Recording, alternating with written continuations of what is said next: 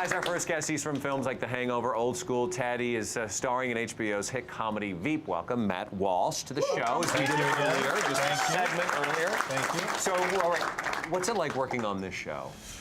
Veep is a great show. It's written by all British people, which is amazing. So they're dissecting the American government, but they all grew up in England. So that's fascinating to me. And it's also very improv friendly. So we do rehearsals for 2 or 3 weeks at a time where we put the scripts on and just sort of create new scenes. And then the writers see something in the room, they write it up, and sure enough, in the next draft, there's some of that represented in the script. And then when we actually film it, we get like 1 or 2 free takes where we can say anything we want as long as we keep it moving. How often does that end up in the real script? Because Julia Dreyfus is amazing improv as well. She is. I'm pretty good too. Well, you're like the best. You're the king. I'm the king. You're the king. She's the queen. Yeah. I'm the king. Yeah. I would say like 15% of what you see in a 30-minute episode is improvised. Really? On the moment, and then through the process, a lot of it was generated in rehearsal. So you're gonna start laying off writers now? No, maybe 10%. Okay, they're all getting nervous. I don't want anyone to lose their job. No, that's it. So do you get, when you do stuff like this, you know, actors always talk about the research that you have to do in shows. Did you go to the White House? Did your writing team? Sure, we got a nice VIP tour of like the Eisenhower building where the vice president works, as well as the West Wing, where the vice president has an office, as well as the president. And while we were there, we saw men with like giant, I don't know, nuclear rocket launchers, like terrifying you at every turn. And we got some vice presidential M&Ms. Did you know they have their own? Yeah, they have their own. They do. That's what they always give you when you go to the White House. You get White House M&Ms, plain or peanut. Did you steal things from the bathroom, like? No, soaps or anything. No, I didn't steal anything. But we did catch a glimpse of Michelle Obama. She came through, pretended she knew us, and said, "Hey, oh hi, you guys. How are you doing?" Which made me learn the lesson in politics: always pretend you know someone. Really? Yeah, because she didn't. I'm not famous, and the people I was with weren't famous. Yeah. But she was like, "Oh, hey, you guys are here. Good to see you." Have you heard feedback from her? Anybody about our encounter? No, about your encounter. Yes. About that moment. About that moment. Do you think maybe it was because there were cameras there and there were cameras around you? No, we weren't filming. We were just doing research. Oh, we're just like a pack of students walking through and trying to be polite. But Biden likes the show. Joe Biden. Does. How do you know? He called Julia Dreyfus and left a message and said he read an article where she said nobody who has political aspirations wants to be vice president, and he said, "I agree with you completely." Like, nobody wants this job, is what he said. But he does like the show, and he's been very nice and supportive to us. Does he know that they have M&Ms? He was the one giving, his staff was giving them away, like boxes and boxes of those. And I wanted to save them as a nice keepsake, and then my kids ate them when I got home. Of course they did. Of course. So I don't have them Nice. anymore. Well, let's take a look at Let's take a look at the show. Oh, you got one? Yeah, we got one. Let's see it. watch TV. Take a look. Tonight is going to be a plane crash shoving a train wreck onto a crowded highway. Is this going to hit the Dow?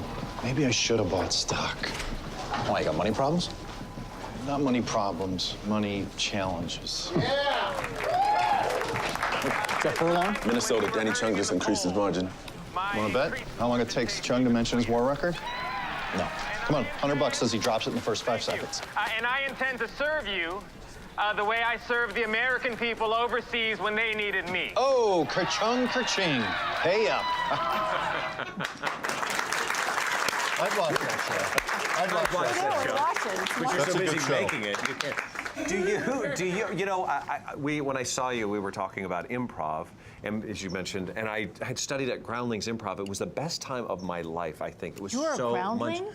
I didn't know No, that. I didn't say I was a Groundling. I was He was a student there. student. Yeah, there's a difference. Get kicked There's out a of clear. level 1? There's. I've gotten kicked out of a lot of things, just so you know. Okay. So you started early on doing improv. Now you have your own group that we want to talk about in a minute. But what was the bug that bit you? Why is improv so important in your life?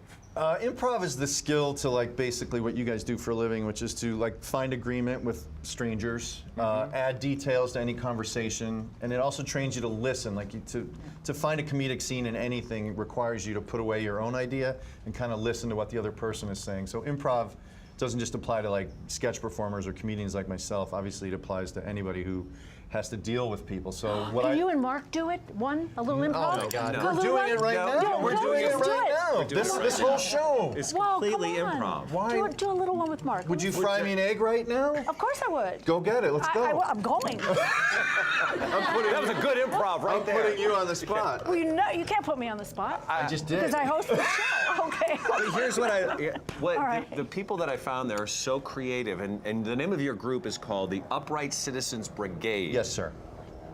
okay, did you guys all sit around and go, you pick one word, you pick one, we're just marrying them all together? So in truth, the way I remember the name coming up was we would do these sketches that were terrible in front of audiences when we were raw.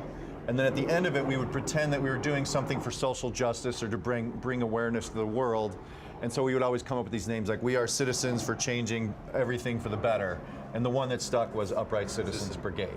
Did I see Amy Poehler in that picture? Amy Poehler's in the group, Matt Besser, Ian Roberts, and myself. And you four are the founders. Yeah, we came out of started in Chicago, left for New York in '96. In '98, we had a TV show on Comedy Central, and we also opened our first theater in New York in '98 as well. And there's some pictures here. Let me see if I can see. That looks like, I know that face. Tell me who you see. Is that Horatio? Horatio Sands? I see.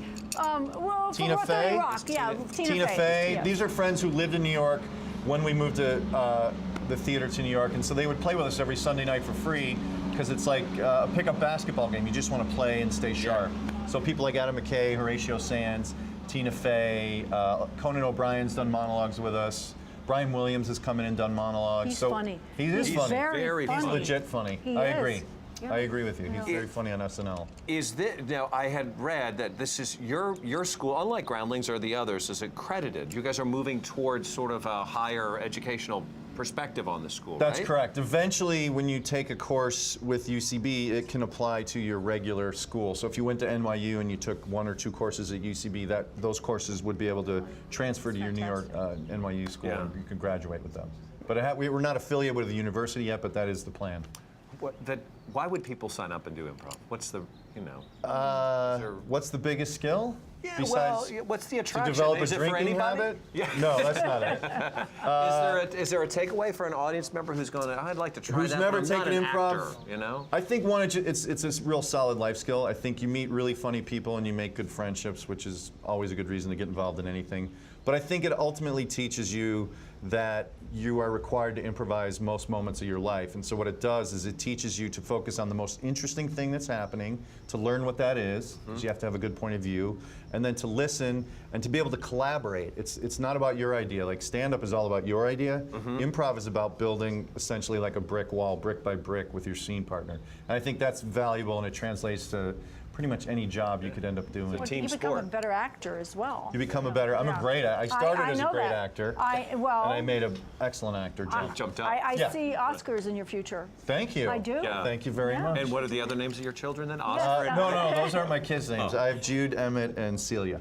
Wonderful. Well, we're going to see if they like your cooking later on, right? Okay. They do. They do? They do. I create fake names for it, so they get excited about it. There's a takeaway right there Yeah. for you. All right. Tune in to Veep, by the way, Sunday nights at 10 o'clock on HBO. Later on in the shows, we said we're going into the kitchen with Matt. He's going to show us how he makes what's just one of the random names that you would make for your kids, a dish? Astro Tot Surprise. There you go. Or cowboy eggs. Cowboy eggs. Are just scrambled eggs.